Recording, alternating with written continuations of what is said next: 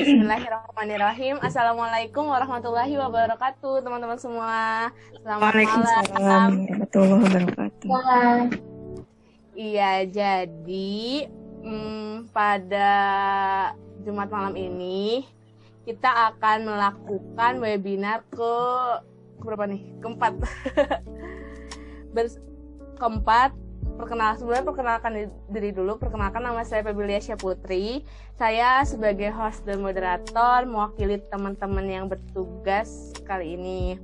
Nah, makasih semuanya sudah berpartisipasi di kegiatan online kelas dunia freelancer yang diadakan oleh Children Charter ID bersama Komiken Studio. Kalian semua orang-orang baik, berkat teman-teman semua kita bisa mengumpulkan donasi dengan total 22.371.000 dengan jumlah peserta 278 orang. Donasi yang terkumpul ini akan kami donasikan untuk membantu teman-teman kita yang menjadi korban bencana alam di Sulawesi Barat dan Kalimantan Selatan. Terima kasih banyak untuk para narasumber yang sudah mau berpartisipasi, sudah mau meluangkan waktu, membagikan ilmunya untuk kita semua. Oke, langsung aja. Pada malam ini kita akan belajar bareng lagi nih. Kalau dari kemarin bintang tamunya itu, narasumbernya itu dari ilustrator, sekarang dari publisher atau dari penerbit. Bernama Mbak Yeti Nurmayati. Beliau seorang CEO dari Aksana Publisher. Nah, pada malam hari ini akan membagikan materi dengan judul membuat cernak dan mengenal penerbit mayor Indonesia. Untuk pertanyaannya, jika teman-teman ada pertanyaan, silahkan langsung saja di kolom komentar. Nanti setelah sesi sharing atau pembagian materi selesai, akan dijawab, tapi beberapa aja ya. Persilahkan, selamat belajar semua. Oke, baik. Terima kasih Mbak Febri. Sama-sama.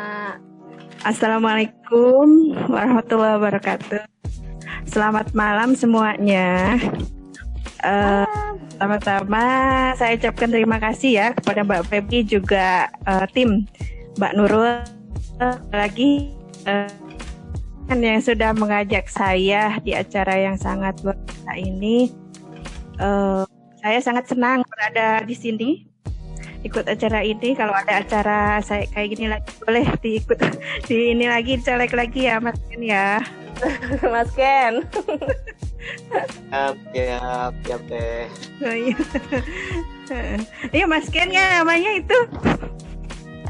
Betul Mbak, betul. Soalnya taunya Mas Ken. Iya.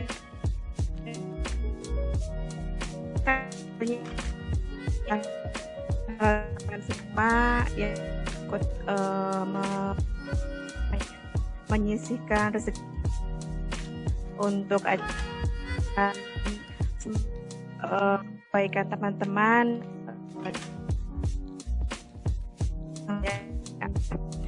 Amin. Baiklah. Ini jelas ya Mbak ya suaranya? Jelas Mbak. Iya. Di saya soalnya tatip-tatip kayak iya apa namanya, kayak tang-teng gitu. Angin nggak jelas. Iya, lanjut. Bismillahirrahmanirrahim. Jadi pada malam hari ini saya akan sharing saja ya. Jadi ini materi ini saya tuliskan atas pengalaman saya saja ya, bukan mungkin bagi penulis lain akan beda lagi. Berdasarkan pengalaman saya saja membuat kumpulan cerita anak Jadi kumpulan cerita anak itu mungkin teman-teman pernah lihat buku-buku buku anak itu yang satu bukunya itu isinya banyak gitu ya.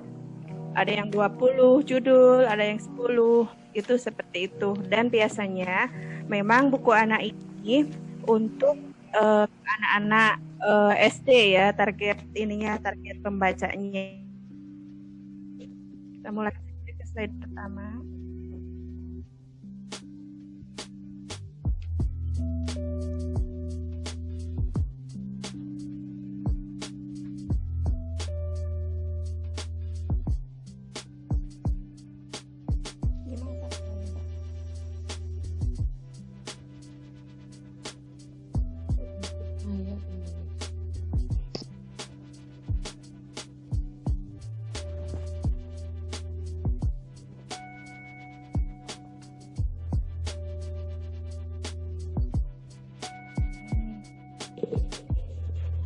Ini adalah contoh buku kumpulan cerita anak yang saya pernah tulis gitu ya. Ini semuanya terbit di Alex Media Computer. Ini isinya ada 20. Ini bareng teman saya tulisnya. Dan buku ini pernah ikut di London Book Fair ya pada tahun 2018. Terus juga ini juga buku saya di Alex juga, ini imprint Islaminya ya. Jadi Alex itu ada Islaminya, ada yang umumnya, ada yang khusus untuk buku-buku aktivitasnya gitu, disebut Oopredo ya itu, kalau untuk buku aktivitasnya. Quanta Kids ini bagian dari imprintnya Alex juga. Terus yang ketiga itu ini juga tradisi menyambut Ramadan di Indonesia dan dunia. Ini juga ada 20 cerita di dalamnya. Ketiganya ini adalah genrenya fiksi dimix dengan non-fiksi. Jadi ada cerita dan ada kalau di sini ada fakta uniknya dari hewan-hewan ini. Dan kalau di sini ada hadisnya, ada sainsnya juga, itu yang non fiksinya. Kalau yang ini juga keadaan di negara tersebut atau wawasannya dari isi yang ditulis di ceritanya. Jadi semuanya ini adalah kumpulan cerita anak. Yang tokohnya hewan di sini, makanya ini fable ya disebutnya. Kalau yang ini dua ini adalah cerita realis, jadi anak-anak dalam kehidupan sehari-hari, tokohnya manusia ya. Kalau Babel kan tokohnya hewan ya. Kok sudah capek aku? Minum dulu Mbak. Sudah sedia minum? Pelan-pelan.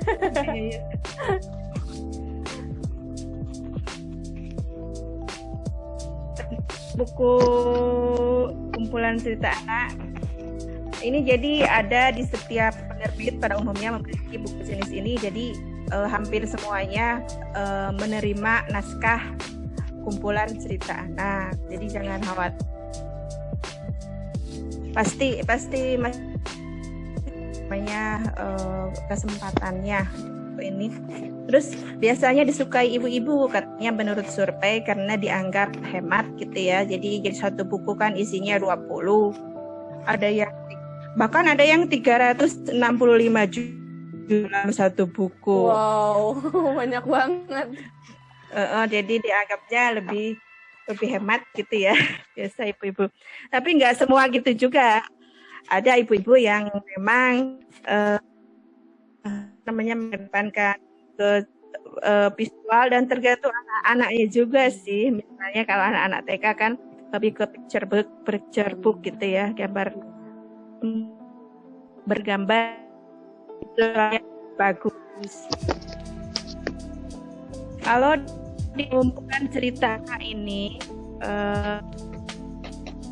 jadi kita itu tidak perlu apa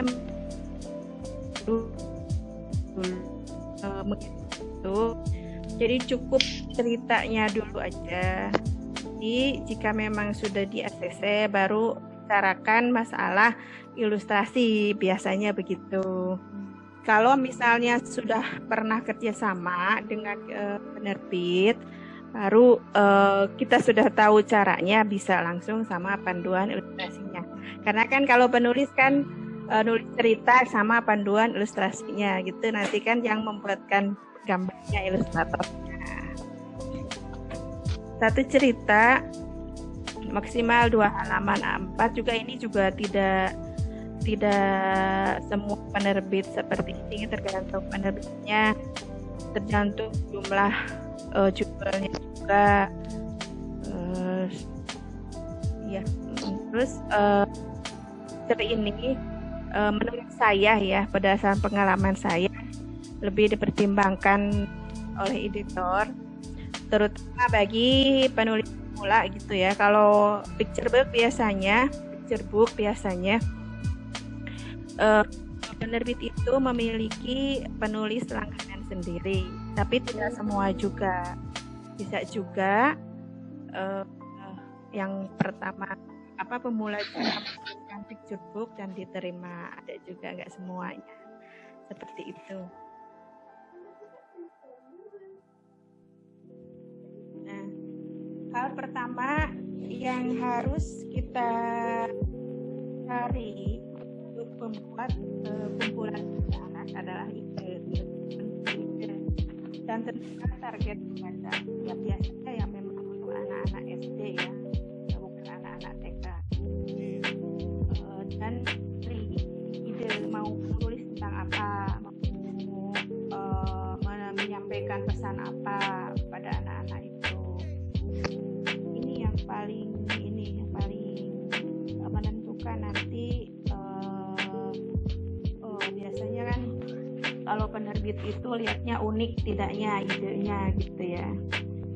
Kalau sudah banyak ditulis ya agak susah untuk lolosnya gitu ya. Karena kan kalau di penerbit mayor seleksinya juga banyak gitu ya, penulis-penulisnya juga yang mengirimkan itu tidak hanya 1-2 gitu. Jadi seleksinya ketat gitu.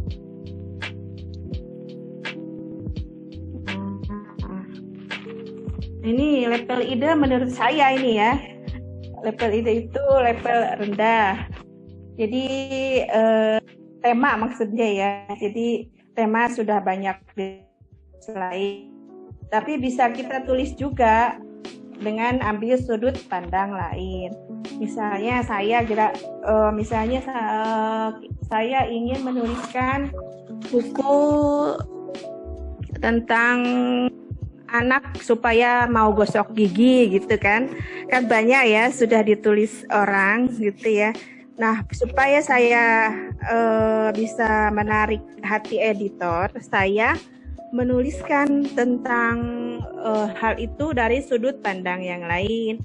Jika penulis yang lain menuliskannya dengan tokoh anak-anaknya, dengan tokoh hewan, maka saya menuliskannya dengan tokoh benda matinya, misalnya si giginya.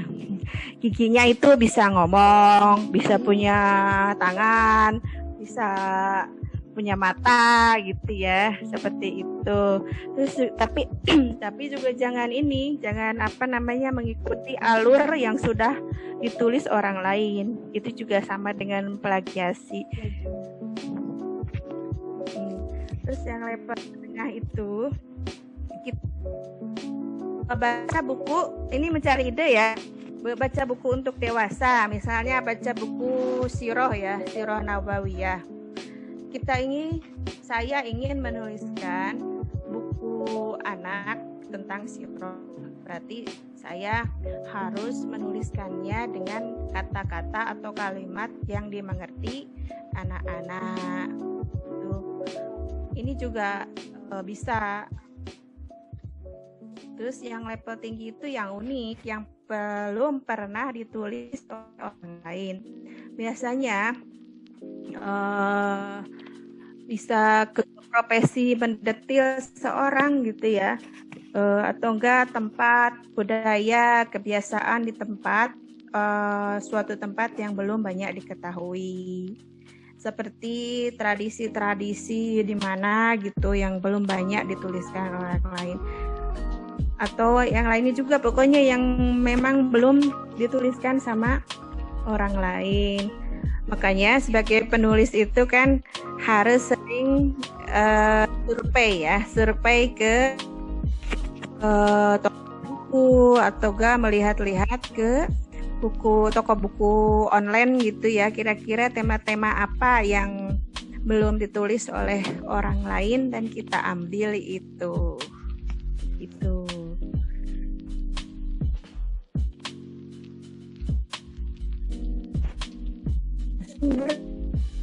Orang itu akan bermasalah di sini. Biasanya mencari ide itu ya, susah katanya, nulis apa ya, bingung gitu.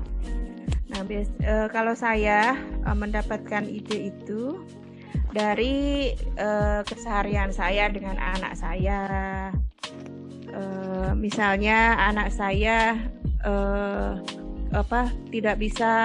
belum bisa mandiri, kayak gitu nanti bisa dituliskan bagaimana supaya anak bisa mandiri seperti itu.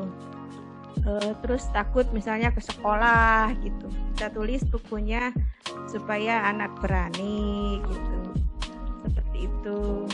Terus juga membaca buku Al-Quran, Quran, majalah dan lain-lain, itu juga bisa mendatangkan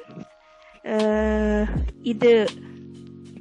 Terus juga bisa dari media sosial. Biasanya kan ibu-ibu itu sering mengeluhkan anaknya begini, anaknya begitu. Oh, kayaknya bisa nih dibuatkan jadi buku anak gitu ya.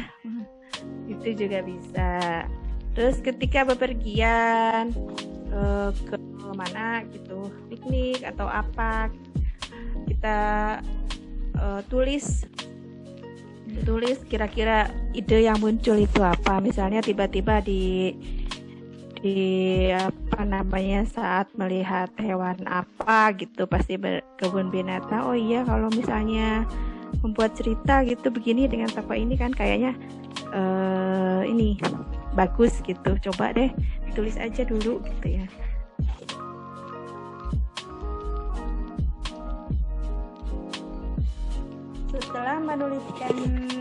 Setelah mendapatkan ide tadi, kita bisa dilanjut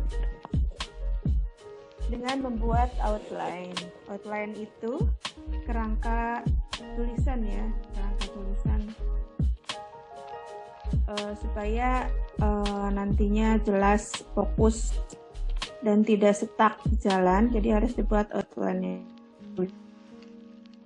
Ada beberapa penerbit yang menerima dulu ya, kalau sekarang nggak tahu, karena ini kan masih belum stabil juga penerbitan itu. Ada beberapa penerbit yang masih vakum sampai saat ini karena pandemi ya. Tapi saya lihat ada beberapa juga yang sudah bangkit kembali di tahun ini. Nah, buat outline-nya dulu atau kerangka tulisan, ada beberapa penerbit yang menerima outline dan contoh naskah saja. Misalnya outline-nya seperti ini, kira-kira isinya, temanya apa, judul apa, target pembacanya apa, deskripsi produk atau konsep bukunya seperti apa. Jadi dijelaskan nanti bukunya kira-kiranya seperti apa, berapa halaman, satu judul itu berapa, membutuhkan berapa gambar ilustrasi misalnya gitu-gitu. Terus ditulis juga daftar isinya. Isi misalnya ada 10. Ditulis juga judul-judulnya apa saja. Lalu setiap daftar isi ditulis juga sinopsisnya, supaya kita nanti, sinopsis itu rangkuman ya, atau enggak bisa alurnya juga, supaya nanti pas pengerjaannya lebih mudah gitu. gitu, memudahkan untuk menuliskan naskah lengkapnya gitu ya.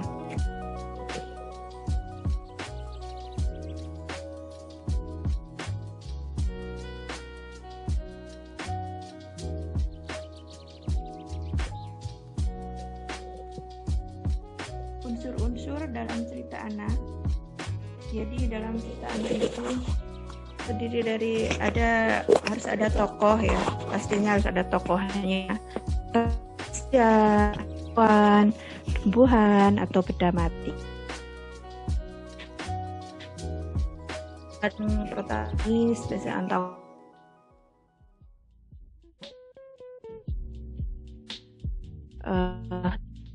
harus anak-anak, oleh orang tua tetap terlalu dalam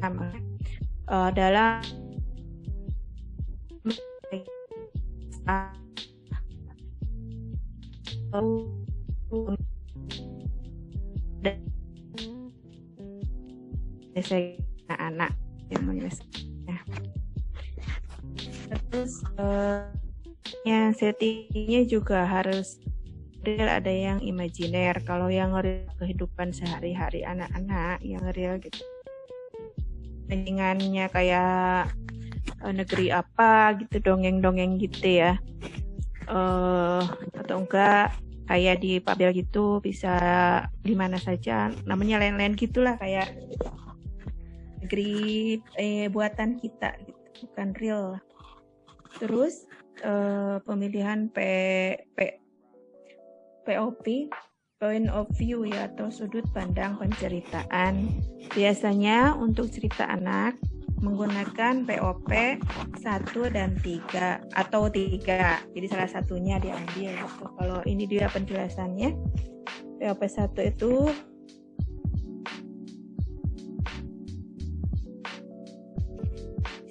dan POV 3 sudut pandang orang ketiga.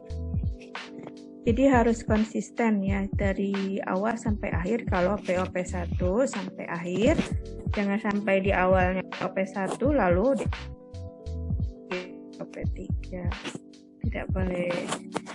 Terus alur cerita nanti ada penjelasan sendiri. Alurnya dari mulai opening, konflik, dan ending. Terus juga nanti harus ada pesannya disampaikan. Ciri khas buku anak itu memang harus ada pesan kebaikan di dalamnya gitu ya, harus ada yang mau disampaikan itu apa untuk anak-anak. Ini ini aturan tokoh untuk yang tokoh utama ya, tokohnya yang unik, memiliki masalah yang kuat, memiliki motivasi. Buatlah tokoh yang tidak sempurna. Maksudnya tidak sempurna itu biasanya anak-anak lebih suka gitu, kayak tokohnya siapa itu, Nusa gitu ya. Nusa kan kakinya gak ini ya, maksudnya cacat gitu. Anak-anak jadi merasa, tapi dia tetap ceria gitu, tetap bisa melakukan apa saja. Biasanya lebih mudah ingat gitu lah. Terus nama tokoh juga jangan susah-susah, yang gampang aja, dua misalnya Nana gitu, 2 suku kata supaya mudah diingat anak.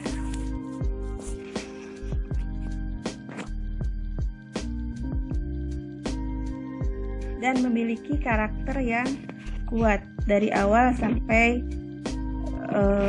memiliki karakter yang konsisten. Jadi jika dari awal anak-anaknya ceritanya pemalu, tokohnya itu ceritanya tokohnya jadi pemberani, harus konsisten ya, dari awal pemalu berarti malu. Bagaimana nanti menjelaskan supaya dia tidak malu. Itu. Lanjut, Mbak. Ya, lanjut. Ya.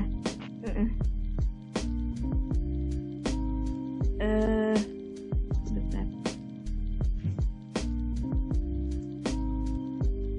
setelah tadi membuat outline lengkapnya ini tadi, sekarang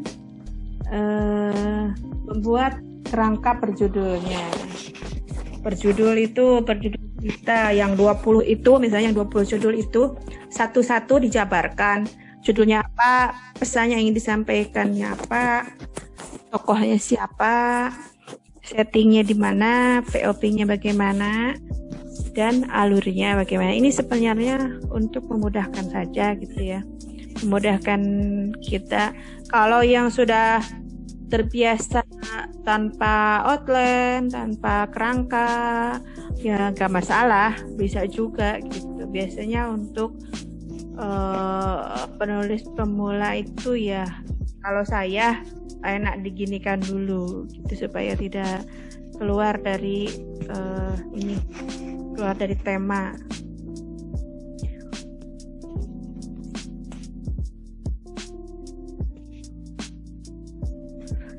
Mbak, bisa dipahami ya? Bisa, Mbak. Ya. Jelas banget. Alhamdulillah. Ya. Oke. Ini dia alur cerita yang tadi saya bilang, kita buat alurnya itu dimulai dari alur cerita anak itu BME ya, beginning, middle, ending. Jadi bisa mulai dari ini atau opening ya, openingnya bisa pengenalan tokoh atau pengenalan masalah. Pengenalan tokoh itu misalnya halo, nama saya Penny, saya suka main apa gitu, pokoknya pengenalan tokohnya dia dulu gitu. Terus nanti ada masalah, saya memakai kacamata, misalnya tahu gak kamu kacamata, kenapa saya pakai kacamata gitu, ini kan masalah.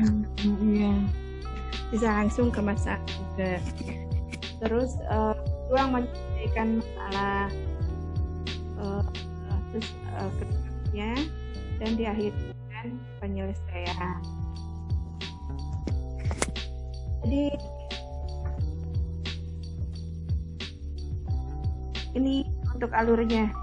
Jadi bisa saya opening tadi, opening nanti saya kasih penjelasan lagi slide yang lain. Jadi ada yang dimulai dari tokoh, ada yang mulai dari waktu, ada yang mulai dari tempat, dari konflik. Biasanya yang itu memang orang-orang itu menulis opening atau mulainya atau paragraf pertamanya. Karena kalau dari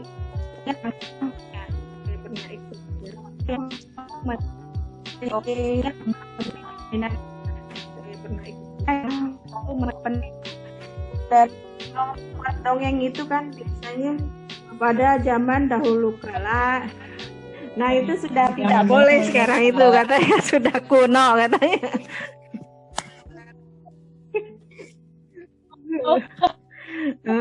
Pada zaman itu sudah kuno katanya. Itu penting banget tuh, Mbak. Pada zaman dahulu kala, nah itu sudah kuno.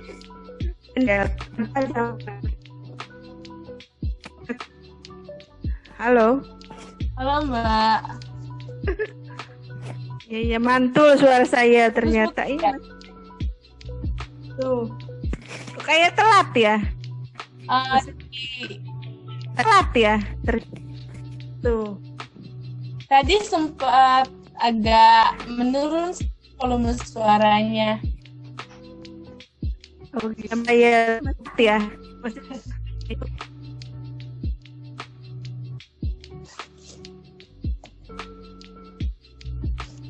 Ya.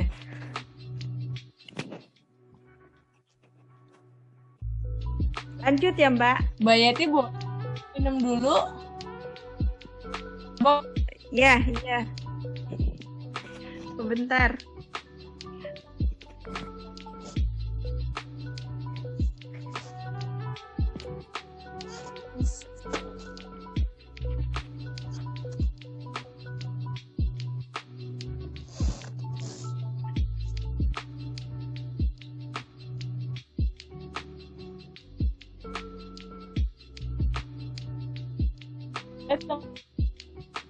Pertanyaan biar cepat selesai. ya. Oke.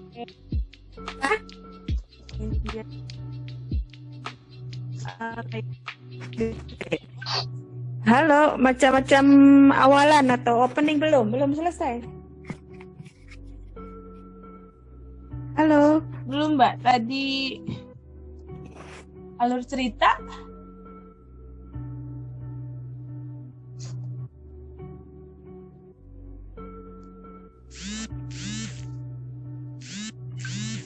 Halo Mbak Yeti.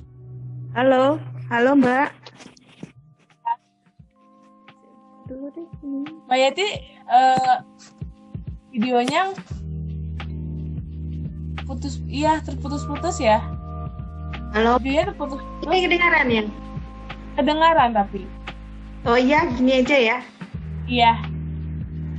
Mungkin stop video kali ya Mbak? Punya saya. Iya. Tapi suaranya jelas. Ya.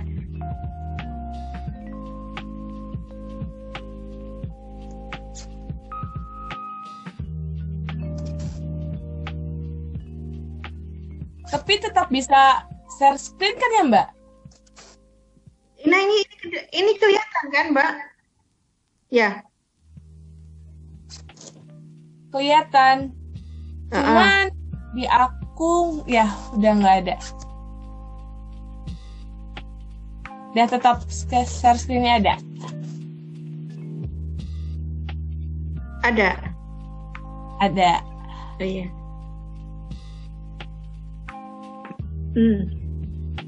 Nah, muncul lagi.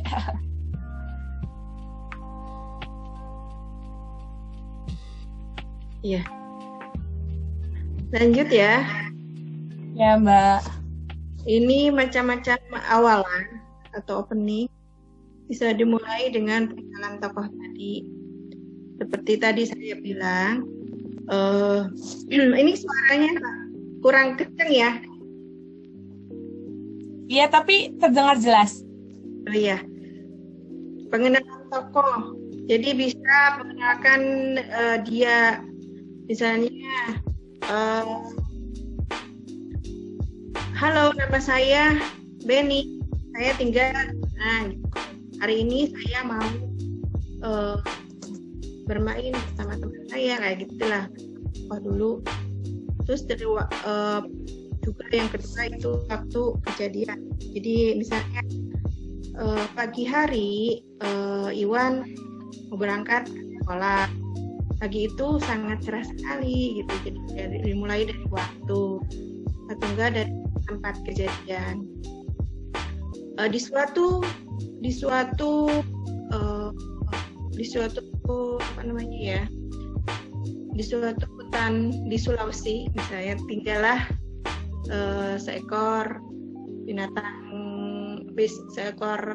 hewan yang bernama apa gitu, siapa, pokoknya dimulai dari tempat kejadian atau juga bisa dimulai dari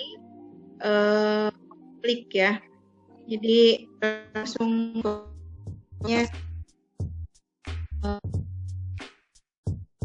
gitu, jalan langsung ke dialog dengan ganggu apa gitu.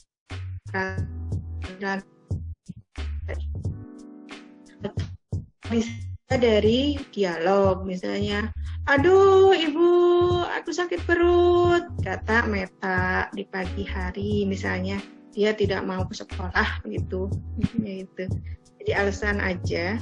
Terus bisa juga dari adegan atau aksi, misalnya Jerry dan kawan-kawan berlarian dari gunung menuju ke ke lembah karena terdengar gemuruh dari gunungnya akan meletus misalnya, jadi langsung ke aksi. Bisa juga seperti itu, macam-macam awalan dalam sebuah cerita anak. Setelah semuanya tadi sudah ya, dari mulai kerangka lanjut ke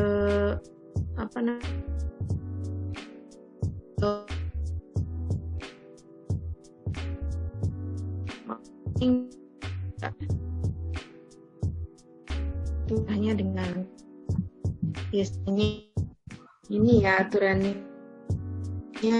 2-3 halaman A4 sudah termasuk semua. Itu juga tidak semuanya seperti itu karena tiap penerbit itu beda-beda ya. Ada yang satu cerita itu isinya satu gambar aja, satu ilustrasi ke jumlah ini juga halaman juga.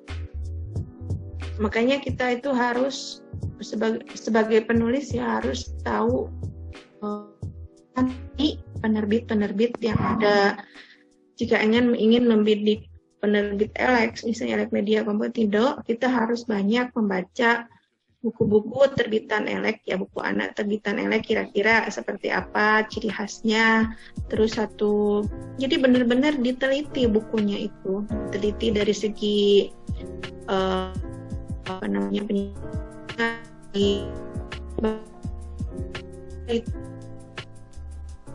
belajar mengenal buku-buku penerbit itu sampai dihitung gitu loh, per halamannya itu berapa kalimat, halaman kedua itu berapa kalimat gitu-gitu. Terus ada di halaman apa saja untuk gambarnya. Terus upayakan jangan ada typo. Saya dulu pertama mengirimkan naskah itu dipuji sama editor itu karena kerapiannya. Jadi ini juga nilai plus, jangan ada typo ya. Jadi awalnya saja sudah banyak typo, sudah ilfil duluan lah istilahnya gitu ya editornya untuk memeriksa ini bagus juga. Sudah banyak. Ada minus ya Mbak berarti? Apa? Jadi ada nilai minus tersendiri ya kalau typonya banyak. Betul. Terus ini harus kuasai KBBI dan PEB. Sekarang kan ada yang online ya, KBBI dan PEB. Kamus Besar Bahasa Indonesia dan Bu Ebi itu apa Mbak Bu Ebi? Ya? Pedoman umum ejaan. Terus kelengkapan naskah sebelum dikirim. Jadi ada proposalnya. Nih proposalnya. Jadi ada tema, judul, nama penulis, pekerjaan penulis. Biasanya ada beberapa penerbit yang menyukai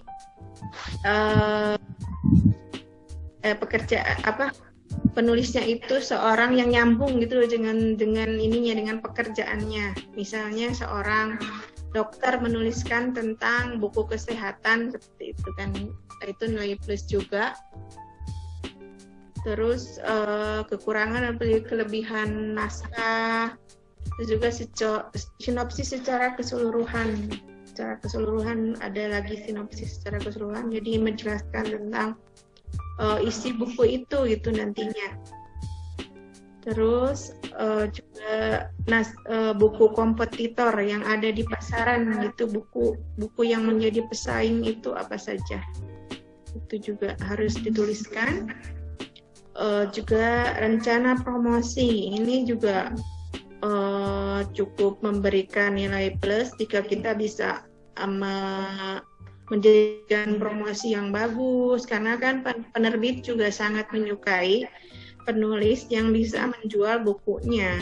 Itu nilai plus juga. Bahkan untuk sekarang, untuk tahun kemarin ya, selama pandemi itu penerbit ada yang masih bisa menerbitkan mayor, tetapi dengan syarat penulis harus bisa menjual misalnya berapa ratus X gitu bukunya. Makanya penulis juga diharuskan sebaiknya bisa promosi atau menjual bukunya. Juga ada biodata lengkap penulis, biodata narasi biasanya. Juga ada surat keterangan keaslian naskah, ditandatangani, dan referensi jika ada. Untuk naskah yang fiksi mix non fiksi biasanya ada referensinya. dari buku apa saja dia mengambil hadis atau sumber-sumbernya. Nah ini tantangan dalam pembuatan kumpulan cerita anak. Jadi alur yang tidak monoton. Karena kan banyak ya ceritanya, kadang diperlukan yang bagus oleh penulis. Jadi tidak semuanya alurnya begitu aja dari awal, dari mulai misalnya si Monkey gitu ya, yang suka makan pisang, terus dia konfliknya dia disuruh nganterin pisang, terus nanti di jalan ada dia kepingin punya konflik gitu loh, pingin makan pisangnya karena capek, terus klimaksnya dia dikejar sama temennya karena pingin juga temennya, lalu endingnya dia berhasil menyelesaikan konflik batinnya sendiri gitu, dirinya sendiri ya, karena kan konflik itu kan ada yang dari diri sendiri, ada yang dari orang lain di luar, berhasil menyelesaikan. Jadi semuanya tidak boleh begitu, harus divariasikan, openingnya apa, endingnya apa, supaya tidak monoton. Makanya tadi saya kasihkan opening, macam-macam opening gitu, supaya tidak semuanya dari toko atau semuanya dari tempat, tidak semuanya. Terus variasi setting, ini settingnya di mana gitu, jangan semuanya, kalau kumpulan fabel gitu ya, jangan semuanya di hutan gitu misalnya. Ada fabel yang memang di rumah juga, jadi fabel yang kayak orang-orang bisa makan, bisa tidur, bisa punya rumah, punya tempat tidur, pakai baju, ada kan fabelnya begitu. Terus juga ceritanya tidak bertele-tele, selalu mengada-ngada istilahnya. Kalau bahasa Sundanya ngayayai. Tidak bertele-tele. Jadi misalnya pagi hari Benny berangkat ke sekolah. Dia memakai tas, memakai baju, memakai seragam, memakai sepatu gitu kan, sudah jelas ya. Tidak dijelaskan juga kalau berangkat sekolah ya begitu gitu, tapi lagi tidak bertele-tele, dituliskan semua gitu.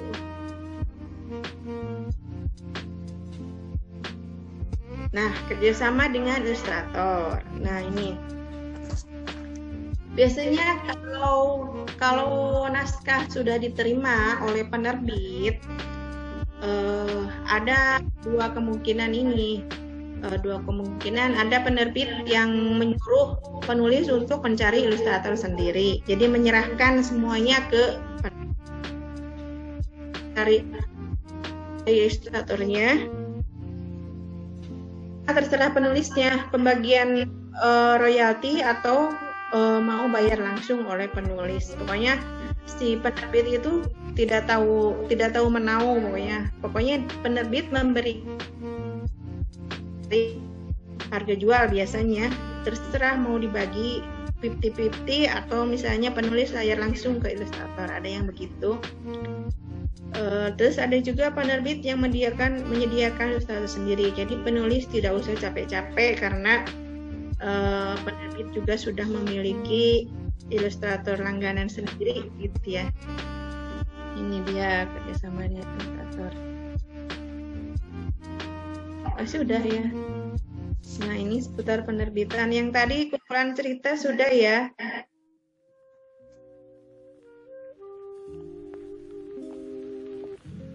Kumpulan cerita sudah. Kumpulan cerita.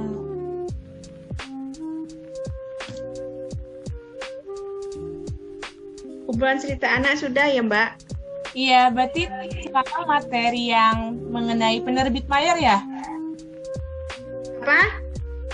Sekarang materi mengenai penerbit mayor. Iya. Ya. Ini penerbitan dulu, maksudnya gini, karena mungkin belum tahu, ada yang penerbit itu kan ada dua, ada penerbit mayor dan penerbit indie. Ya. Apa sudah tahu ya? Nggak apa-apa Mbak, dijelaskan lagi. Aku juga masih pemula. Jadi ya penerbit mayor yaitu apa? Iya. Ya bentar. Penerbit mayor itu ya penerbit yang besar, yang mencetak bukunya itu banyak sekaligus, misalnya 2000 eksemplar minimalnya biasa. Jadi kayak penerbit Gramedia gitu. Jadi nanti bukunya dikirimkan ke seluruh toko-toko besar di Indonesia. Terus juga penerbitnya mendapatkan royalti kalau penjualannya bagus. Terus juga ada juga yang dibayar putus ya di awal gitu, dibayar sekali. Kesananya berapapun jumlah buku terjual tidak akan mendapat lagi. Ada yang seperti itu juga, tergantung kesepakatan atau perjanjian di awal. Juga penerbit mayor ini seleksinya ya tadi sudah saya bilang sangat ketat gitu, karena ada banyak seluruh penulis Indonesia kan mengirimkannya ke sana dan diseleksi gitu. Pesaingnya banyak ya Mbak? Biasanya royaltinya itu 10% itu. Kalau untuk penulis, kalau penulis buku anak itu ya dibagi sama ilustrator biasa. Penulis yang kayak novel, fiksi gitu itu 10% ya untuk sendiri, karena kan nggak ada gambar.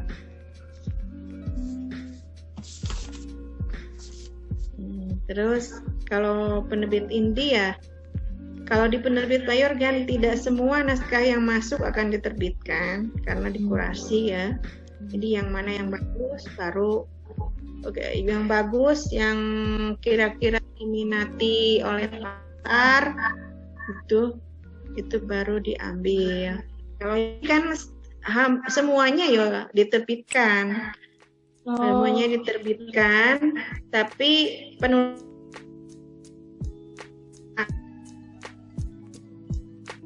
penerbit layani editing, pembuatan cover, terus juga layout, terus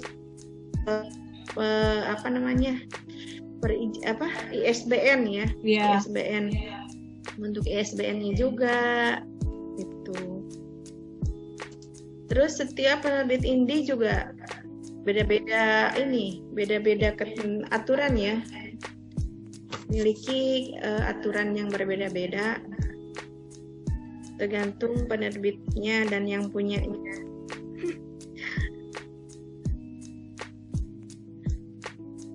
Penerbit indie juga kualitasnya ya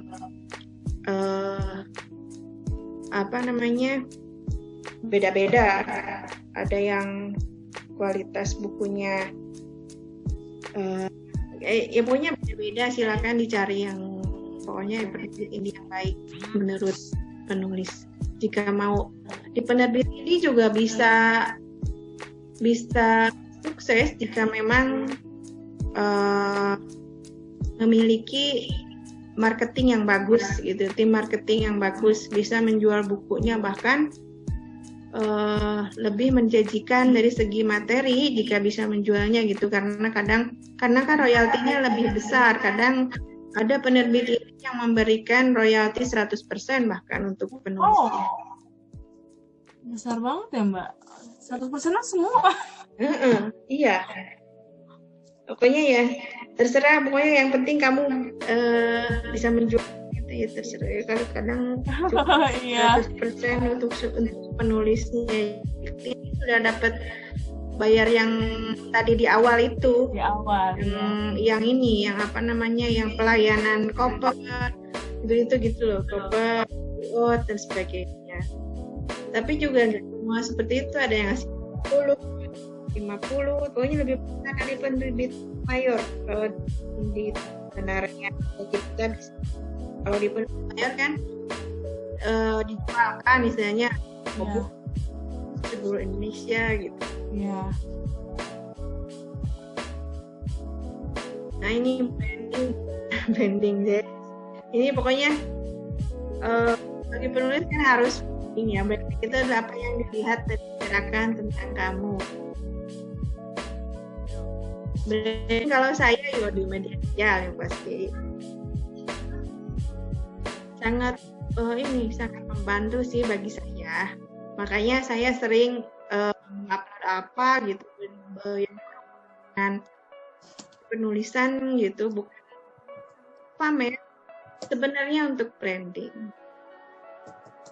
Untuk branding bahwa saya adalah seorang penulis gitu. Ketika ada buku yang memang saya terbit gitu, buku saya terbit, ya lebih mudah mendapatkan pasar seperti itu.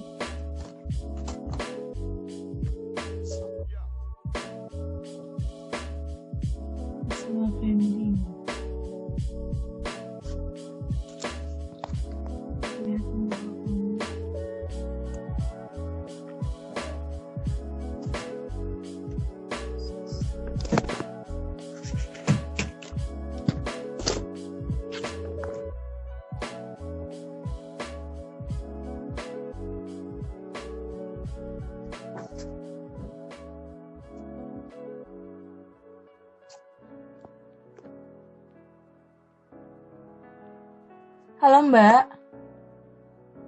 Halo. Iya. Aku kira tadi nggak ada suaranya yang aku. Lanjut ke daftar nama penerbit ini ya Mbak. Lanjut ya. Iya.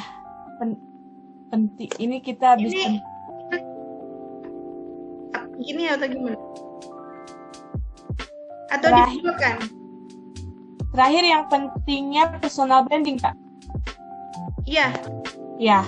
Lanjut ke sini.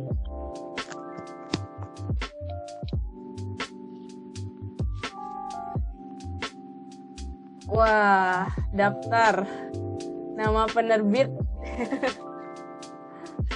Ya, ini maksudnya gini. Jadi biar ilustrator juga bisa mengirimkan portfolio. Wah, dikasih kisi-kisinya nih. Bisa ngirimkan portofolionya ke penerbit-penerbit besar gitu ya. Boleh, Mbak. Nah, ini ada grup Kompas Gramedia ya. Grup Gramedia itu ada berapa ya? Ada 6. Oh iya. Kalau untuk banyak. ini untuk buku anak ya, khusus untuk buku Iya. anak. Jadi ada Gramedia Pustaka Utama ini sebenarnya rangkuman saya, rangkuman penelitian saya gitu. Maksudnya Yeah. saya kan sering survei ya. Gramedia itu Terima kasih banyak, Mbak. Gramedia ini mengeluarkan buku-buku seperti ini. Menerima naskah aktivitas, pulcer, komik, grup, dan Islam. Saya survei ini. Terus yang kedua Alex Media. Ini Alexid untuk naskah umum. Kalau Kuanta ini imprint Islaminya, naskah Islami khusus non-fiksi anak. Ada Predo, buku-buku aktivitas dan mainan edukatif. Semua ini Alex Media. Terus yang ketiga ada Buana, populer ini. Naskah ini ada imprint Islaminya juga. Ada Kibla menerima naskah komik itu dan buku aktivitas Islami maupun kalau yang Kibla Islami ya, kalau yang BIP umum. Seluruh naskah untuk Gramedia Group bisa dikirim lewat DPS. Kalau sekarang kan untuk Gramedia Group itu pengiriman naskahnya lewat DPS ya, Digital Publishing System. Tidak melalui email langsung editor. Kalau dulu kan lewat email editor. Ini cara ke DPS-nya nanti ada saya jelaskan. Wah, Masya Allah, Mbak. Ini Grasindo, ini ada imprint Islaminya juga. Juga MNC. Ada imprint Kansa, imprint Islami untuk MNC ini. Terus ada KPG juga. Anak menerima ini, menerima hampir semua lah, dan termasuk novel anak juga di KPG itu, novel anak. Nah, ini cara mengirimkan naskah ke DPS. Nah, caranya nih. Masuk ke sini laman ini. Terus register dulu. Register di sana. Isi identitas, email, dan sebagainya. Nanti ada aktivasi ke email dan diaktifasi. Baru nanti diisi biodatanya di sana. Semuanya yang lengkap aja ditulis, namanya siapa, terus ada rekeningnya juga di sana, maksudnya mau nulis rekening bank gitu kan, nanti kan kalau naskahnya diterima mungkin kan untuk selanjutnya ya pemberian DP atau royalti ya lewat bank itu yang ditulis di sana.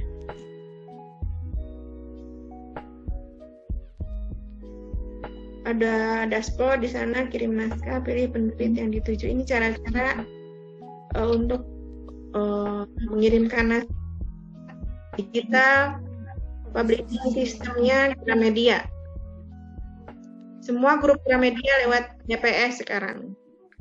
Jadi DPS itu lebih cepat, ininya lebih cepat jawabannya ya, reviewnya lebih cepat. Terus juga kita bisa mengirimkan naskah untuk tiga penerbit langsung. Jadi pilihan ke-1 itu penerbit mana?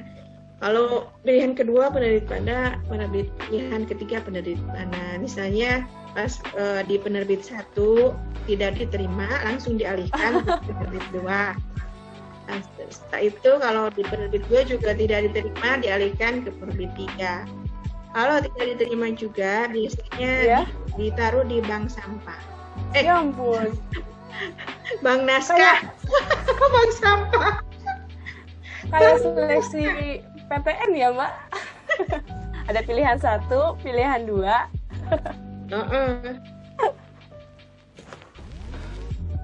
Ditaruh di bank naskah. Biasanya nanti kalau misalnya ada kemungkinan diterbitkan ini secara e-book gitu, ditawarin nanti. Jadi di e-book, bukan cetak gitu ya. Terus ada lagi nih, Jihad Media, ini penerbit di Solo ini, Surakarta. Ini buku-buku Islami dan umum, juga buku pelajaran. Untuk visi mandiri itu lebih ke buku-buku umum dan cenderung ke buku pelajaran juga.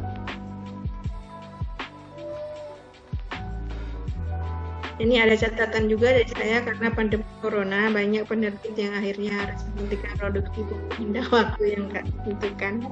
Ya, kemarin untuk tahun kemarin ini. Tahun sekarang nggak tahu, ini belum. Tapi ada beberapa penerbit juga yang sudah bangkit, sudah memberikan review naskah soalnya. Kalau kemarin memang benar berhenti. Tahun kemarin ada beberapa yang berhenti. Ada Mizan juga.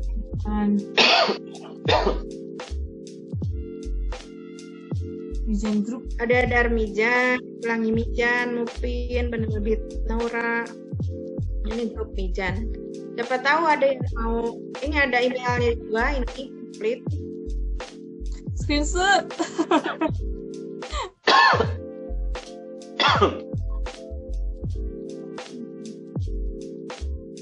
Penerbit Naura. Pernah.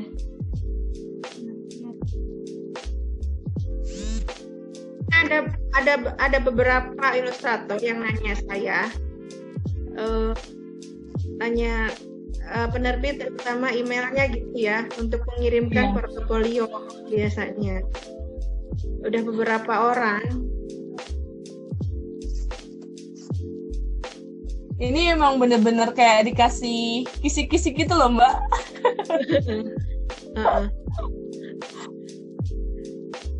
Nah, ini penerbit Kanak. Ini ada emailnya juga. Loh, bener. Ini buku anak semua ini. Penerbit Kanak. Buku anak ya? Wah, keren. Kanak@bumiaksara.com. Penerbit Penerbit Bu Unyu ini baru, bagian dari Oh, Kanat baru. juga. Yang punyanya itu sama Pak Imran ya, Kanat. Bu Unyu Maksudnya sama ininya, editornya sama. sama. Oh gitu. Kalau Bu Unyu itu lebih ke buku-buku ini, yang lucu-lucu gitu. Kayak pop up, maksudnya yang Ya. Aku pernah lihat buku-buku pop up. yang ada ininya lah, apa namanya, ada Aktivitas. Aktivitasnya. wife and clean kayak gitu-gitulah. Ya, Flap apa? Yang dibuka-buka gitulah. buka. Kayaknya mau ke arah sana nantinya. Ini soalnya ini baru kemarin itu baru personalized book. Jadi buku yang menuliskan jadi nama anaknya itu sesuai dengan nama anak yang punya buku, nama tokohnya itu. Wow. Gambarnya juga dibuatkan misalnya anak laki-laki ya tokohnya laki-laki, sesuai pesanan. Saya pesanan ya. Kalau yang Bu Unyu ini salam, ini khusus Islami, Islam ini. Mbak maaf, kalau misalnya yang Bu Unyu ini indie apa mayor? Masuk ke mayor tapi ya? Katanya Pak Imran sih mayor kemarin itu, tapi nggak tahu, mungkin ada dua ya. Kadang penerbit itu juga kan ada yang indie, dua-duanya ada gitu loh. Misalnya kamu mau menerbitkan, saya misalnya mau menerbitkan ini, tapi menurut kalau dari segi mayor kayaknya kurang deh misalnya gitu. Gimana kalau di indie kan? Ya, oh. Gitu, ada yang gitu kayak Stylito itu juga ada yang intinya, ada yang mayornya. Tapi dalam satu kantor, satu perusahaan. Mantap. Kalau peluangnya bagus kayaknya dimayorkan juga, nggak tahu tapi belum banyak sih, baru kan Bu Unyu ini. Ya. Baru tahun kemarin ya. Tahun kemarin kayaknya. Ini Malik Zain, ini adalah imprint buku anak Islami-nya dari penerbit Aqwam. Kalau penerbit Aqwam kan, kalau yang dewasanya itu buku-buku referensi gitu ya, bagus-bagus bukunya juga. Ini Profit khusus Islam juga. Pro Media. Penerbit Kaira ini. Al-Kausar.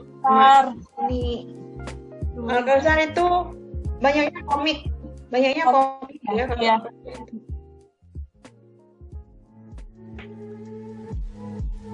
KIP itu cuma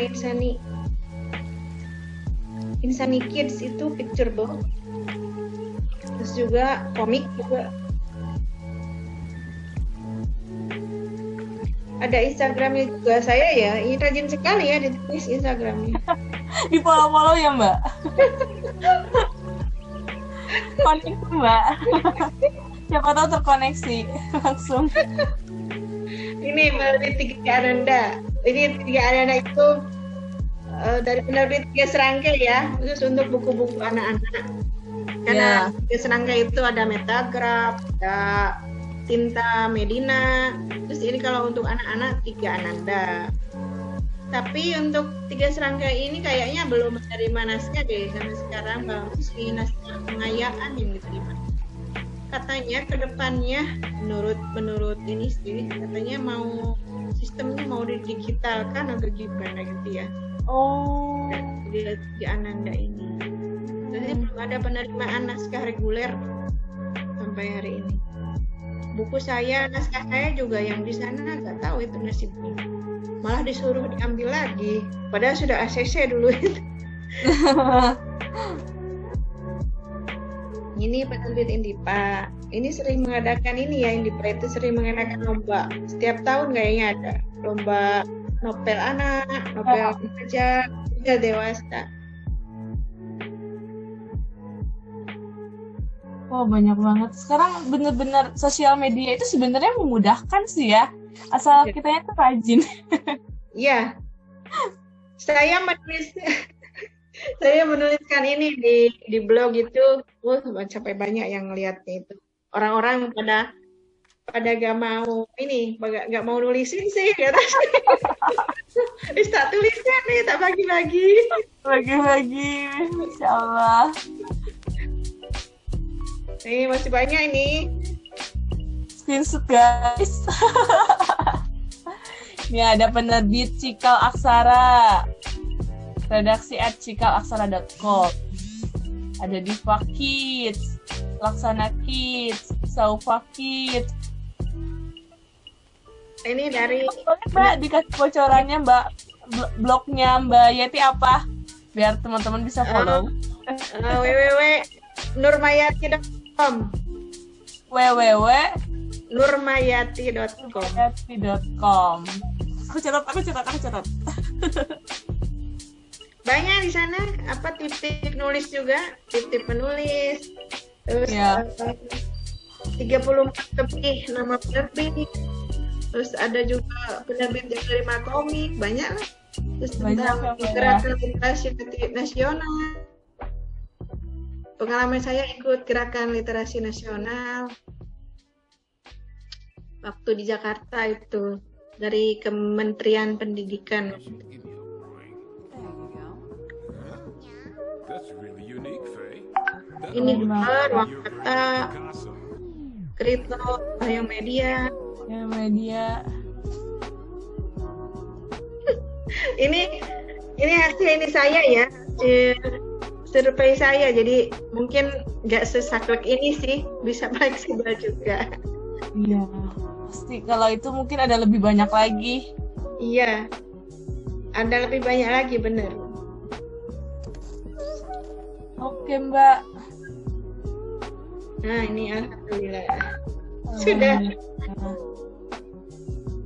Wah, selamat mencoba mengirimkan naskah kepada riwayat. Jangan lupa berdoa. Benar. Iya, Mbak ya. Benar. Iya.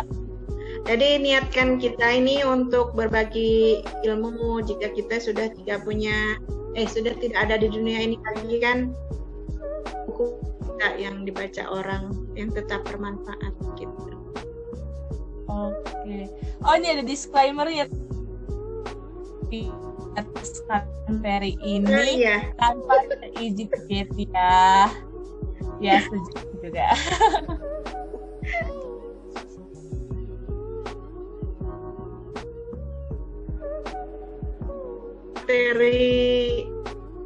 Materi yang sebelumnya sebenarnya pernah saya kasihkan di kelas cerita anak kayak.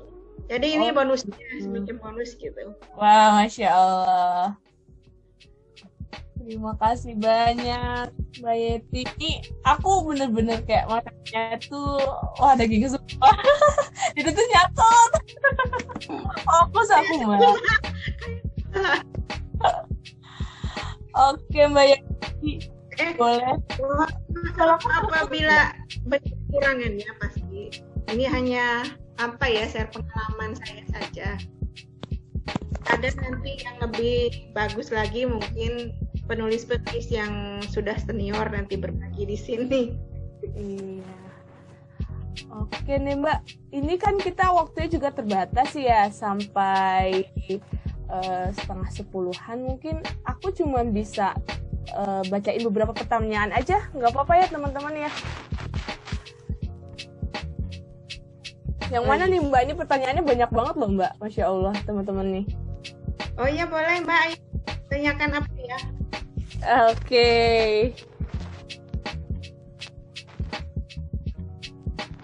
Aku tadi sempat milih beberapa. Suara aku mendengung ya? Enggak kok Mbak. Enggak. Oke.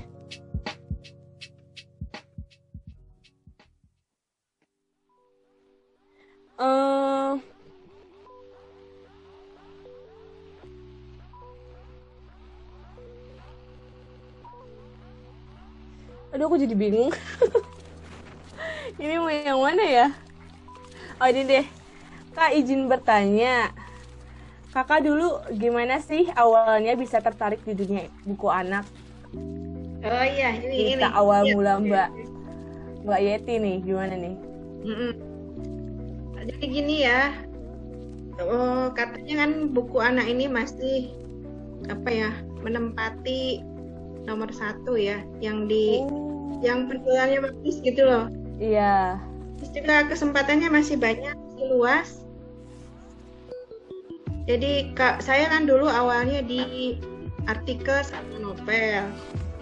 Cuma saya fokus itu tahun 2017 kemarin ke buku anak karena saya lebih enak, lebih cepat, lebih nyaman gitu ya kalau di buku anak, mungkin karena terbiasa membacakan buku juga untuk anak saya. Saya bacaannya buku anak memang.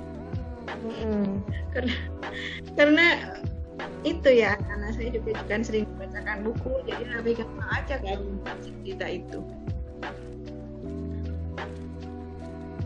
Gimana tadi pertanyaannya, Mbak? Iya, awal mula Mbak bisa terjun itu karena motivasi. Saya juga kan sebenarnya sih ingin ini aja mengeksplor kemampuan diri. Iya. Mengeksplor kemampuan diri, mencoba sesuatu yang baru. Padahal dari dulu juga belum nggak pernah kepikiran jadi penulis sebenarnya. Oh, bukan cita-cita dari kecil gitu aku mau jadi penulis. Cita-citanya menjadi guru. Qadarullah ya, Mbak. Karena kan jadi guru rumah tangga. Ya. Harus di rumah gitu ya. Suami saya kan kerja di luar gitu.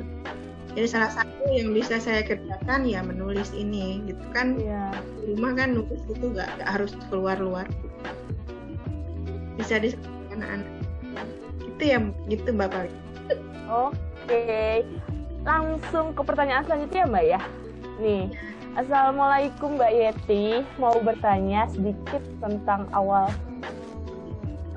mula Mbak memutuskan untuk jadi penulis buku anak.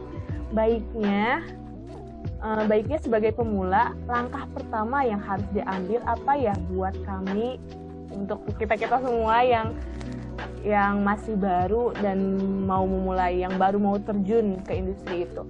Oke. Terima kasih. Waalaikumsalam. Kalau saya sih menyarankan ya banyak baca buku. Banyak baca buku anak. Kalau sebenarnya otodidak juga bisa kalau menurut saya ya. Banyak baca buku anak, terus dipelajari, oh begini alurnya, oh begini gitu. Tidak mau ikuti kursus training sebenarnya bisa kayaknya ya kalau menurut saya. Jadi banyak baca dari penerbit mana mempelajari kekhasan penerbit gitu, karena kan beda-beda ya tiap penerbit. Penerbit ini begini, penerbit itu juga namanya kebijakannya juga nanti beda-beda pas naskah diterima, beda. Tidak gitu. Ya menurut saya yang pertama itu harus membaca banyak buku anak. Itu. Banyak membaca ya, banyak riset ya Mbak ya? Itu. Oke. Terus ada lagi nih Mbak. Mbak Yeti izin bertanya, bagaimana peran kita sebagai ilustrator buku anak agar ilustrasi kita tuh digayat sama penulis atau penerbit? Oh ya. Apa ya? Memang ini ya kayak lebih ke selera kali ya. Oh gitu. Maksudnya kayaknya setiap penerbit kan ada standar. Standarnya ini untuk ilustratornya beda-beda sih. Ada juga ya penerbit kayak Elek gitu kan, kadang ilustrator pemula juga diterima karena kan kadang Elek itu menyerahkan ke penulis, jadi terserah penulisnya gitu. Oh gitu. Tapi nanti dilihat dulu gitu sama dianya juga, yang ilustrator pemula juga kadang ada yang diterima. Aku juga dulu pernah beberapa, Mbak Endah juga dulu awal masih baru dulu bisa juga ternyata diterima. Teman-teman saya juga banyak Banyak ya Mbak ya. tapi ya gitu, kadang penulisnya itu harus bagi-bagi royalti, harus mau gitu. Terusnya share royalti itu loh Mbak, jadi kayak ya nanti royaltinya ini nggak biar di awal gitu. Kalau Ustadznya kan dia mau gambar duluan gitu kan, jadi dia setelah menggambar dibayar gitu ya. Ini menunggu dulu royaltinya, nanti juga belum itu berapa royaltinya. Pas sudah berapa bulan, 6 bulan sekali kan royalti. Iya, royalti. Kendalanya itu kadang tuh masalah pembayar. Kalau saya sendiri ya sering dibayar langsung saja sama saya. Soalnya kasihan juga ya kalau sudah gambar lama juga royalti saya bayar aja. Tapi kadang juga nggak semuanya, kalau mahal ilustrator nggak saya bayar semua. 1 juta dulu, nanti kalau bisa ini sudah ini gitu. Gitu Mbak. Ini pertanyaannya Arif ya. Mas Arif yang mana ini? Oh ini nih. Oh udah dijawab ya Mas Arif ya. Terus aku mau tanya, kalau misalnya kan kalau misalnya penerbit indie itu kan kita bisa punya naskah, kita harus bayar ke penerbitnya. Kalau penerbit mayor tuh benar-benar apa kita sama sekali nggak usah bayar atau gimana Mbak? Iya, kalau penerbit bayar ya nggak bayar gratis. Oh gitu. Tapi ya itu seleksinya itu ya berkompetisi dengan penulis yang lain. Misalnya 100 orang penulis semuanya ngirim ke BIP, kan itu disiapkan. Kira-kira naskah yang mana ya yang bagus, naskah yang mana ya yang kira-kira di pasarannya itu banyak dibutuhkan oleh ibu-ibu kan mesti yang beli buku, bukan bikin judul itu berarti untuk yang memang ibu minati, bukan anak, bukan yang banyak beli untuk anak. Oke. Mana lagi ya pertanyaannya?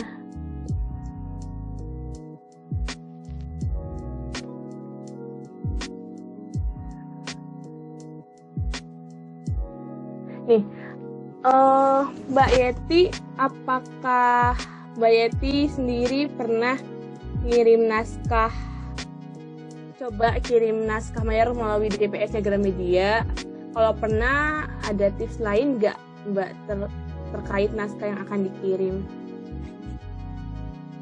DPS tips lain, naskah yang akan dikirim ya harus naskah full, maksudnya bukan separuhnya aja, misalnya outline saja. Kalau ke DPS itu harus komplit, harus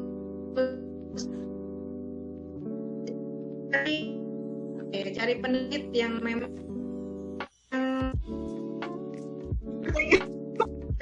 kurang penerbit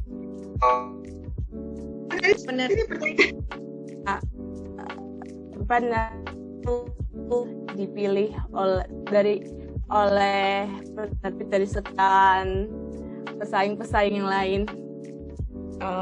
Ada kan? Iya. Ide baru unik. Idenya harus unik yang belum pernah ditulis. Kalau tidak ada pun yang tulis ya, tapi dicari dari yang lain tadi, level itu dari sudut pandang seperti naskah 25 nabi, seperti naskah 20 dan rasul kan setiap penerbit punya itu. Tapi tetap aja kan tetap rasul kan setiap aja kan apa yang Berarti daerah harus punya kita juga kelebihannya yang sudah ada di pasaran. Bisa mix dengan harus punya yang ada di pasaran. Bisa di mix, bisa iya dengan aktivitas, bisa di mix dengan gambar, warnai, itu kelebihan. kelebihannya. Dengan apa namanya itu, pokoknya harus ada kelebihan dari yang apa, ada kelebihan buku yang sudah banyak beredar. Nah, buku yang sudah banyak beredar Harus beda ya. dari yang buku yang sudah Terus apa ada perihal plagiarisme nih Mbak, kayak ada yang keongmas gitu tuh kan, itu kan emang ada dari dulu gitu, udah banyak. Terus kalau misalnya kita buat itu termasuk plagiat kah atau gimana Mbak? Oh, Maksudnya enggak. dari plagiarisme itu? Kalau cerita-cerita yang dongeng-dongeng yang memang sudah apa, kayak dongeng-dongeng H.C. Andersen itu ya, Iya? itu kan kayak itu sudah milik umum istilahnya, sudah Oh, nggak apa-apa gitu. tulis lagi, tetapi retelling kan nulisnya di itu, jadi menceritakan kembali, tetapi dengan bahasa kita, bahasa tiap penulis pasti punya kekhasan sendiri, cara menceritakannya tidak akan sama. Jadi tekniknya begini, misalnya kita baca tentang keongmas ya, Iya. baca selesai kita tulisan kembali dengan bahasa kita, jangan sama dengan yang itu, dengan sama yang aslinya Iya. itu. Oke. Kalau sama ya plagiat. Plagiat. Kok maksud plagiat tuh sama banget dari alur juga ya Mbak ya? Pernah baca Nama tokoh? buku yang dongeng dunia misalnya gitu, dongeng dunia Iya, kan iya, ada isinya itu. iya. Itu kan ditulisnya bukan penulis tapi Oh. ditulis kembali, jadi di buku Oh iya ditulis kembali. siapa gitu, bukan penulis Iya. aslinya memang. Oh, seperti itu Mbak. Oke, mungkin ini karena udah mau jam 9:30, aku bacakan pertanyaan terakhir kali ya Mbak. Oh ini Iya. udah dibantu sama Mbak Sketsa nih, tadi ada yang nanya berapa lama waktu yang dibutuhkan sampai naskah kita di ACC penerbit, dari mulai mengirimkan naskah hingga ACC. Oh iya. Dari mulai mengirimkan naskah itu pada umumnya dapat review itu 3 bulan. Oh, lumayan. 3 bulan sampai 6 bulan. Ada yang 4 bulan. Pokoknya maksimal 6 bulan. Maksimal 6 bulan nggak ada review berarti memang kurang menarik naskahnya, kalau saya ya. Berarti kurang Oh, menarik gitu. naskah kita itu. Iya. Prosesnya, kalau proses terbitnya itu ya lama, itu 1 tahun itu Oh, sudah termasuk Proses- bagus untuk satu buku itu. Karena kan lama prosesnya juga. Prosesnya. Gambar juga lama kan, satu buku itu iya. ilustrasinya. Butuh waktu. 3 bulan biasanya untuk masa ilustrasi. Tergantung banyaknya juga yang diilustrasikannya. Kalau mau cepat, duduknya di Aksana. Di Mbak Mbak Yeti. Boleh, Boleh temen-temen nih, kalau punya apa ide cerita buat dibukukan. Ya, boleh. Boleh ke saya. Iya. Oke deh Mbak Yeti, karena ini udah jam 9.25, kayaknya udah deh aku bacakan pertanyaan dari teman-teman ya Mbak Yeti. Sebelumnya terima kasih banyak Mbak Yeti atas waktunya, atas sharing ilmunya. Ini bener-bener kayak isinya tuh Mbak, kayak bener-bener insight-nya tuh banyak banget. Ya, terima kasih semuanya. Iya Mbak Mohon Yeti. maaf apabila banyak kekurangannya. Terima kasih Mas Ken, Mbak Febri, Sama-sama Mbak Yeti. yang hadir pada malam ini. Ada di atas 50 ya. Masya Allah. Semoga ilmunya berkah ya Mbak, dan benar-benar bermanfaat banget sih. Apalagi tadi udah dirangkumin itu, dikasih kisi-kisi. Mantap Mbak.